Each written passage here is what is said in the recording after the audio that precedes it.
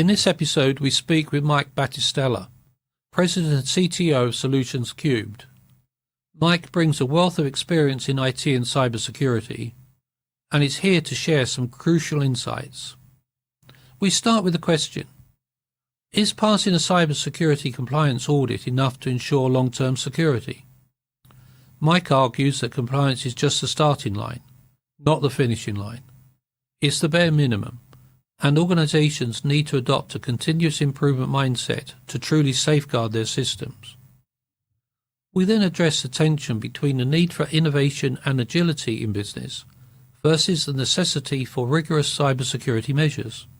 Mike's expertise offers valuable perspectives on integrating security seamlessly into business operations from the ground up. Stay tuned for an enlightening conversation on cybersecurity beyond the basics. Welcome to this episode of Implementing Best Practice in Business. We're here to help you and your organization understand and implement global best practice to help you face the business challenges of today. Join me, Richard Pharro, CEO of APMG International, in talking to leaders and practitioners who have applied these frameworks and practices to boost their productivity. They're here, willing to share their knowledge and experience to help you learn from them so you can do the same to make you more competitive in today's market. My guest today is Mike Battistella. Mike's had a very varied career in IT and recruitment. Mike is President and CTO of Solutions3, an award-winning cybersecurity and IT service management consulting and training organization. He is also a director of the DVMS Institute, which focuses on cybersecurity career development and teaching organizations of any size how to build an adaptive, cyber-resilience digital value management system. Mike is also a regular contributor of articles on cybersecurity and IT service management, as well as serving on various academic and non-profit boards. Welcome, Mike. Thank you, Richard. Always a pleasure to join you and your counterparts. Excellent. So tell me, Mike, you've got a very long career in this marketplace around IT and cyber. So, people talk about I'm compliant. My organization is compliant, my systems are compliant. So is passing a cybersecurity compliance audit ever enough to ensure long-term security? It's always interesting when they would start a conversation like that. We're compliant. And it's almost like they're taking it from something they have away from something they need to be doing. So it's almost like compliance is this end game. It's the end of the journey, right? They're equating compliance with security. They're equating compliance with, if I'm compliant, I'm obviously secure. I've passed all the requirements. I've met all the requirements. When in fact, when you think about it, those compliance requirements are effectively the bare minimum that an organization needs to do to pass whatever compliance requirement or audit that they're facing. And when I have my clients and they say, look, I need to pass the audit. I need to pass the audit. And they're viewing that as desired state or as the end state. And I don't want to downplay the importance of that. But passing the audit is not the end game. Passing the audit is a very important milestone that needs to be met. If we don't meet that milestone, they may not be able to do business in that industry, or they may not get a contract award, or they may not be able to, get into a new technology area or whatnot. So passing the compliance audit is very important milestone, but then what? Okay, I passed the audit. I've done the minimum. And Richard, if I could, just, let me just kind of share a filter that you need to hear it from, or the audience needs to hear this from or through. If we talk about national security, the security of our infrastructure, the safety of our food and water supply, the security of our higher education systems, our financial systems, our electrical grid, our nuclear power plants, our small, medium, large-size businesses, higher education. Did I give you enough? Okay, that's our filter. And when we say that through that filter, I've done the bare minimum to pass my audit, that makes no sense to me, right? So really, the whole idea of compliance is this is the minimum you have to do, but we've got to change our mindset. We have to have a transformation of how we do cybersecurity and take it beyond that and really continually improve what it is we're doing. I mean, that's a very interesting insight that, the compliance audit is the starting line. That's the baseline that organizations need. And clearly you have that conversation quite often with some of your clients. What else do they have misconceptions about? So as well as thinking an audit says we're okay, are there any other general misconceptions people have about what they need to have a resilient cybersecurity solution? What I'm really hoping is they see what's happening in the market. And in the market, when you look at the very highly visible breaches that have taken place, those organizations passed their audit. They are compliant, yet they're still being breached. So the misconception is because I did this, because I passed it, I can kind of go back to business as usual. And really, when you think about the dollars involved in preparing for an audit, getting everything in place, there's almost like this rush. I got to, right? And during that phase of that intense, angst that's going on within the organization and the dollars that are spent, there's a lot of to-dos. There's a lot of I should, I could, I would. So there's this significant list of to-dos that gets put into place. We might formally call that a POAM, a plan of action and milestones. And once they pass the audit and now it's, okay, we can do business, we can do our thing. That audit, that POAM gets put on the shelf many times. And the could have, would have, should have, and I'll get to it, often doesn't happen until the next time they have to either self-assess or they have another audit.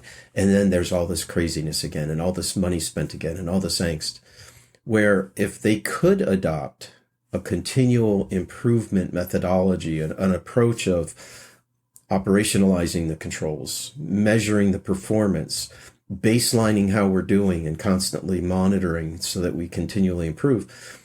Let's face it, logic tells me that if we pass the audit once and we continually measure, monitor, and improve, we should pass it the next time and we should be ready.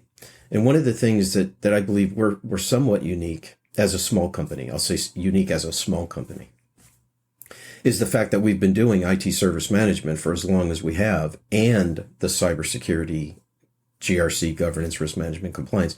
We're really marrying the two or merging the two. So taking a lot of the best practices that have existed on the IT side, change management, configuration management, those kinds of things, and applying it to how we're doing cybersecurity.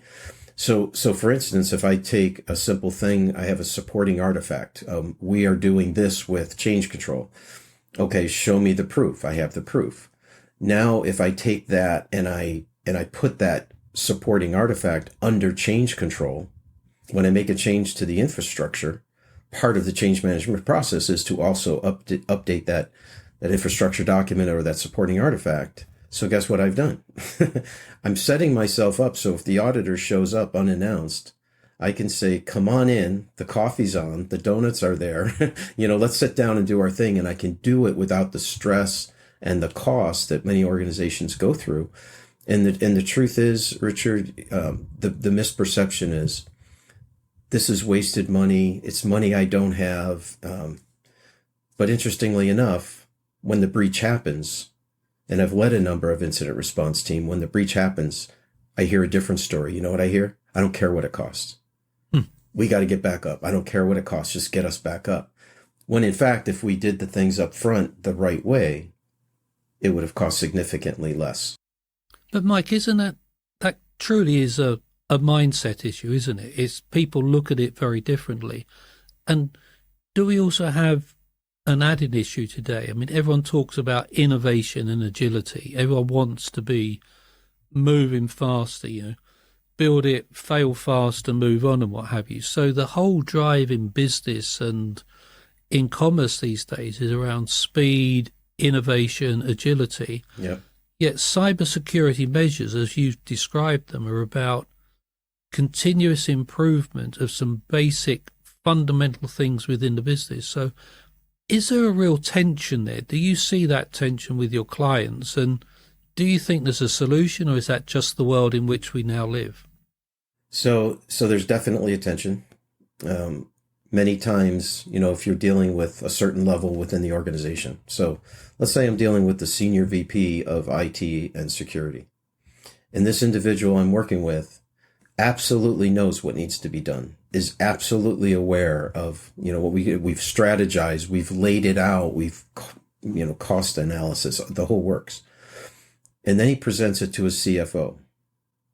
And the CFO looks at it, it's like, what's my return on investment? Well, that's the wrong lens that you're looking for. It's not a return on investment. It's staying in business. It's protecting our customers. It's protecting our digital assets, our digital value in the marketplace. So it's not a return on investment kind of thing. It's let's survive. It becomes a survival thing. What's really changing, some of the SEC rulings, here in the States and whatnot, they're starting to put the onus on the board members and the C-level executives, and if you're breached and you have not been doing the things that you said you're doing, right? And that's a big issue. We're not doing the things that we have documented that we are doing necessarily. And if you affect your supply chain, well, you could be legally and financially responsible. And we've seen some of that going down, So I think there's always going to be that battle. Like the C-level may be thinking this is just another technology thing that they're going after. It's another silver ball that they're chasing. It's another toy that they want. How does it fit into the overall big picture? When in fact, what we're doing, especially with the DVMS, it has nothing to do with the technology per se. It has to do with how are we doing cybersecurity in our organization.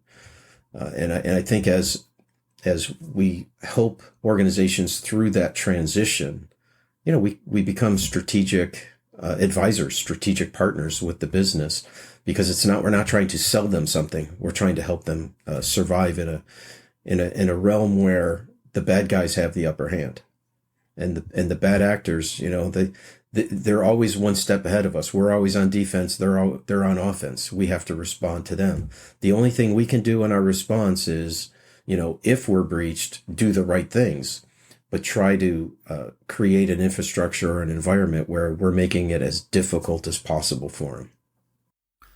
So talking of DVMS, the Institute's got a CPD model, which I believe is create, protect and deliver, digital business value. Yeah. So how does that work? How does that work within an organization? As you say, you got the leadership team having this debate about, we need to do this, but where's my return on investment? Mm-hmm.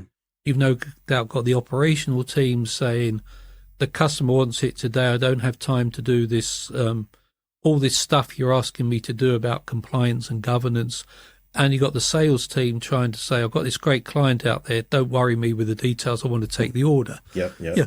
Paraphrasing what might happen in a large organization. Yep. So what's the concept behind CPD? And is it a top-down? Is it a bottom-up? How would you describe it to somebody that, you meet on a train or you meet on a bus and they say to you, Mike, what do you do? How would you explain CPD to that person? Well, I don't know if you should ask me that question because my analogy takes some time. but I do liken it to on the IT side. And I want to preface it with, this is not ITIL. It's not ITIL. But the ITIL model works for me, and I'll tell you why. On the IT side, they have ITIL or something like that, right? There's different models out there. But the whole idea behind it is continual improvement. If someone were to say, hey, Mike, you've been doing this for a long time, just give me the bottom line. What is the bottom line about ITIL? I would tell you here's the bottom line. Let's do better today than we did yesterday.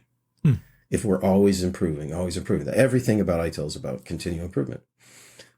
Go back to what we talked about with the controls. We don't have that model. We don't have that mindset. We have the I got to get past the audit. And again, those controls are the minimum we need to do. So what the CPD model is a result of some amazingly creative and strong ITIL-like folks and systems folks, two in particular, the two Davids, as you know, and they have put that knowledge together to say, let's create an operating system for cybersecurity. That's what the CPD model is. It is an operating system for cybersecurity. It teaches through the courses and the publications. We're teaching organizations how to operationalize those controls, how to measure, how the systems work together. You know, Dave Moskowitz always talks about, you know, the systems of a car. You know, you have your cooling system and your engine system and your, you know, the different systems within a car. Well, you have that within the organization and you have that within cybersecurity. And these individual systems, they work together. You can't take your air conditioning system and drive to Texas with it. You have to have all the systems working together. And if one thing is off, because they're integrated in with each other, if one is off, it can impact, you know, all the others. So that's the CPD model. So the CPD model, think about this. Organization has a product, an application, or something that they're putting out there. They develop it, and then they put it out. And then they say, oh man, how are we going to protect this thing?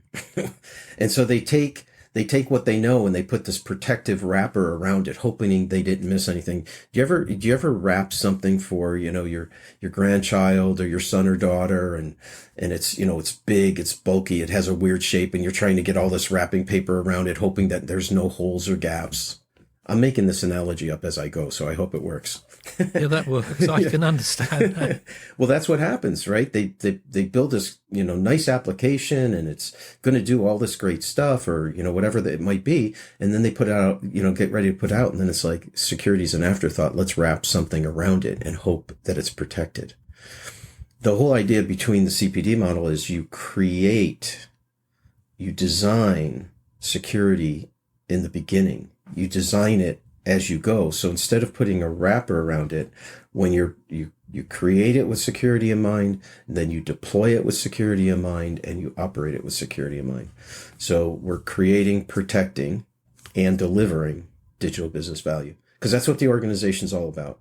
And I forget who the person was that said it. I had it on the top of my head just a little while ago because I wanted to share it with you, but the question was asked, you know, what is the purpose of business? Matter of fact, we just started with 8 interns on Monday, and I asked this question. And matter of fact, we just launched an 853 assessment for a client just yesterday. And so both times I asked the question, what is the purpose of business? And I didn't make this up. This came from somebody else. What is the purpose of business? And you heard the typical things, you know, to make money, to create jobs. And whoever this individual is that I can't remember, and I apologize, but the response was, no, well, those are all good things, but the purpose of business is to obtain and retain customers. That made it simple, right? Because if you can obtain a customer and retain the customer, you create jobs, you generate wealth, money comes in, right? So that's the purpose. So what are we trying to do with CPD model and DVMS Institute and the various things that we're doing is all about helping clients in their acquisition and retainment of clients, of customers.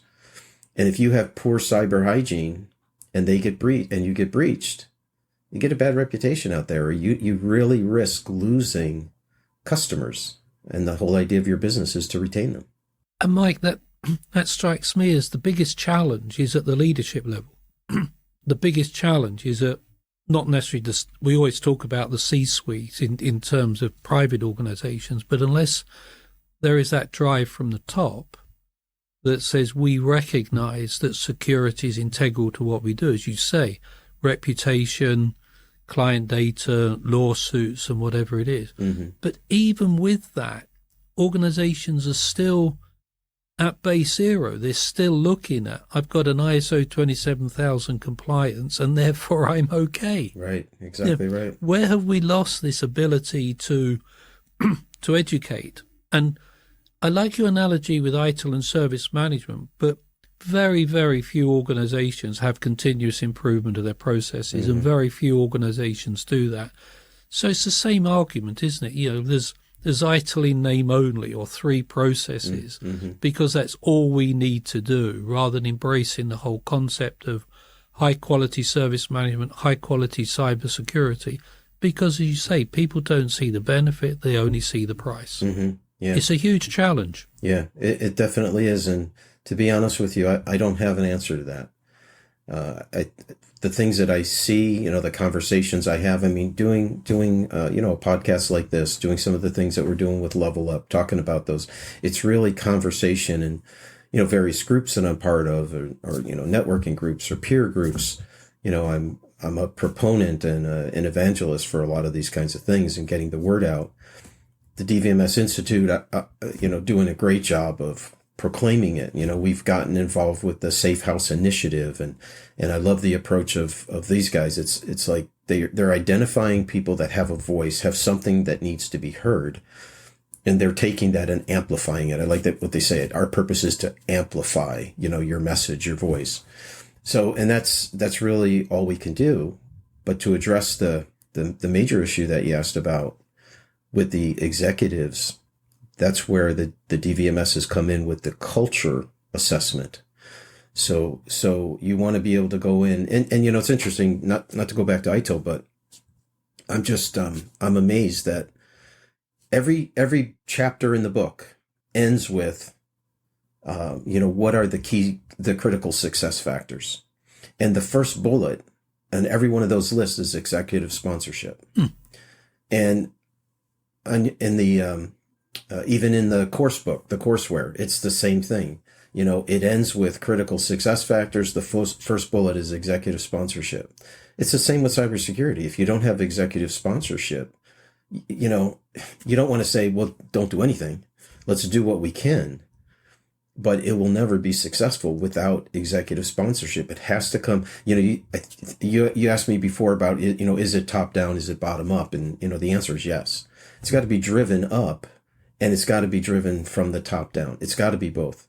And so what I'm really loving about this cultural assessment is you can go in and say, let's talk about your culture. Let's understand where you are from a, we can do our typical technology thing, current state, desired state. Where are you today? Where do you want to be? And let's look at the organization as a culture.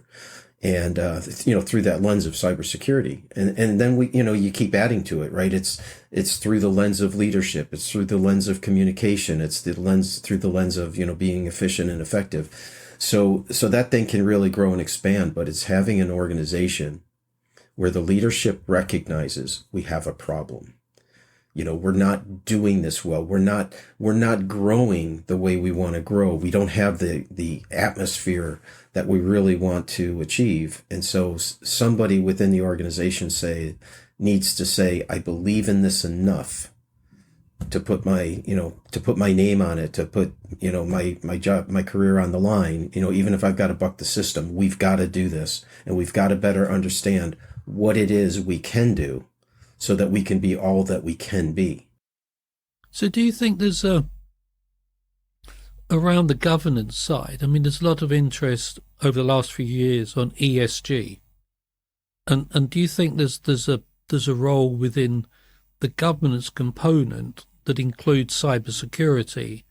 And if organizations are reporting against their ESG stance, and there's all these stories about regulators maybe asking for that, big investors are asking for, what are you doing on ESG? Is there a subset of G that is, well, what are you doing on cybersecurity? Yeah. And not so much about what are you doing within the organization technically, because you wouldn't want to give that away to the bad guys. Right. But what are you doing at the C-suite to make sure you've got the right culture, you've got the right approach, you are using things like the CPD model to actually drive that through the organization. Do you sense that there could be a regulatory move at some time?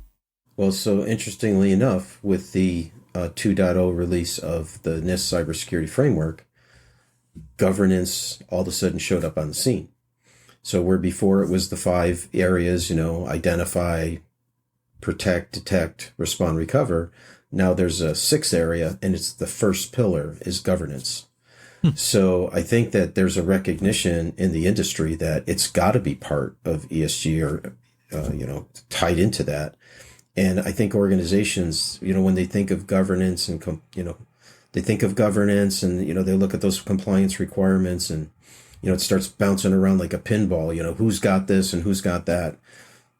To be totally transparent, I'm doing an assessment now where the IT team is in charge of it. And there's no higher level executives that are really, engaged, right? So you've got a small IT team that's been given the responsibility of this, and they're looking at it. And I hope I'm not offending anybody if they watch this, but I feel badly for them because the weight of the world is on them to get this done, and the majority of it is not their pay grade, right? So we're going in saying we are going to do the best that we can. We're going to help them the best that we can. They're going to have new terminology that they haven't been using before. They're going to have they're viewing things now, even after this short amount of time, already through that lens of leadership and lens of compliance. How is the auditor going to be looking at this? One of the analogies I shared with the guys yesterday was, as practitioners, we tend to look at functionality and capability, right? So if there's a compliance requirement and we say, we look at it and say, we can do that, right? We can give you the capability. We can make it, give you the functionality that'll satisfy that. But the lens of the auditor is different, right? The lens of the practitioner, functionality, capability, the lens of the auditor is prove it. Show me. Where's the documentation? Are you following the documentation? If I asked one of your team members that's doing this thing that you said they do, are they going to know about the documentation? If I talk about the policy and they look at me and say, what policy? I've never seen the policy. This is not a good thing, right? So the auditor wants to see that not only have you documented it's under version control, people are using it, that they can track the updates to it. There's the auditor's looking through a very different lens. And I think it takes, folks like us that are doing this to not only be practitioners, but understand what the auditor's looking for so we can give them the functionality, the capability, and the evidence. And that's what often is missing. And I think that's where what you were talking about with governance, where that is going to fit in there. Mike, that's fascinating. Many thanks for your time. It's been great talking to you. And I'm sure we could go on forever and ever. Maybe we'll have a chance to pick up the conversation at another time. Thanks very much. Sounds great, Richard. Thank you. Thank you for listening. We're always keen to hear your feedback and suggestions for future episodes. You can find all the information in the show notes below. Please visit apmg-international.com to find out more about our accredited training and the certifications that support them that are related to the topics discussed in this series. I hope you've enjoyed today, and I look forward to you joining future episodes while we continue our exploration into best practice and the benefits it brings to global business. Thank you.